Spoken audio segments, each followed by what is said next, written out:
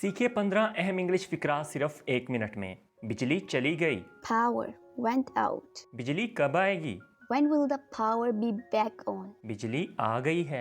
Power is back on. जबान संभाल के बोलो। Watch your mouth. दरवाजा बंद करते जाना।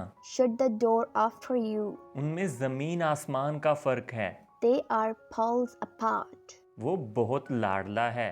He is very pampered. उसने मुझे कोरा जवाब दिया। He gave me a curt reply. मुझे डरावना ख्वाब आया। I had a nightmare. आज डिनर में क्या है? What's for the dinner today? 3:45 बजे हैं। It's 3:45. अहमद ने मेरी नाक में दम कर रखा है। Ahmed has got on my nerves. मुझे अगर मगर नहीं चाहिए। I want no ifs and buts. झूठे बहाने मत बनाओ। Don't make lame excuses. वो रन मुरीद है। He is a henpecked.